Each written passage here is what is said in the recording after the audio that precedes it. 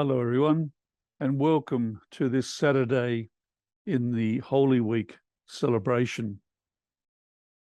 Today, again, I'm simply going to share with you some information in relation to our Easter celebrations, and then invite you to come and experience our Easter celebration and our Easter joy as we celebrate that Christ is risen. As I've done on Holy Thursday and Good Friday, I'd like to spend just some time explaining to you some of the special things that take place in relation to our Easter ceremonies. So this feast of the resurrection of Christ is the greatest and the oldest in the Church. Its importance has been emphasized liturgically by the long period of preparation for it, which we call Lent and Holy Week. The word Alleluia, a liturgical expression of praise, is now used again to express the Easter joy. Christ is risen. In the ancient church, people wanting to become Catholic were baptized and they were received Holy Communion on Easter Sunday after keeping Vigil all Saturday night.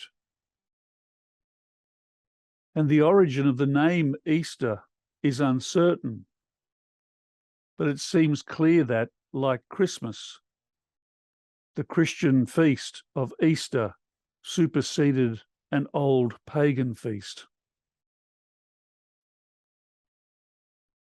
Our Easter Vigil ceremony. This is the principal celebration of Easter. It's traditionally observed during the night of Holy Saturday.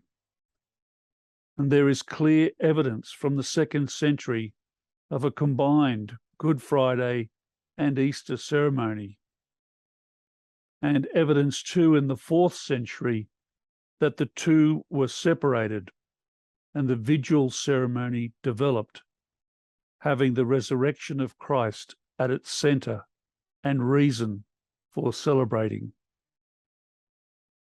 The basic pattern of the ceremony has remained virtually unchanged throughout the ages. And the following details how we celebrate the Easter Vigil today. Firstly, there is the service of light. And this part of the ceremony commemorates the resurrection of Christ, the light of the world. In this part of the ceremony, a fire is used to light the Easter or Paschal candle. The fire symbolizes purification, newness, and light. The candle is then prepared. It has on it a cross and the new year. At the top, it has the Greek letters Alpha, the beginning, and at the bottom, it has the Omega, the end, symbolizing that Jesus is the beginning and the end. Then 5 grains of incense are inserted into the candle to signify the wounds of Christ. Each hand, the feet, the crown of thorns, and the spear wound to the Lord's side. With the candle prepared and lit, the priest will then move through the church declaring that Christ is our light. The people's candles are lit from the Paschal candle. And then the Easter proclamation, the Exultet, is sung expressing our joy that Christ is risen and that we have been saved. Next comes the liturgy of the Word. And the Church meditates on all the wonderful things God has done for his people from the very beginning of time. there are 9 readings that are available for this part of the ceremony. The Old Testament ones are one which tells of the story of creation, one which tells of Abraham's sacrifice of Isaac, his only son, one that tells of the Exodus through the Red Sea, and then 4 of the Old Testament readings that tell of the prophecies of redemption. The New Testament reading tells of Christ's resurrection and our baptism.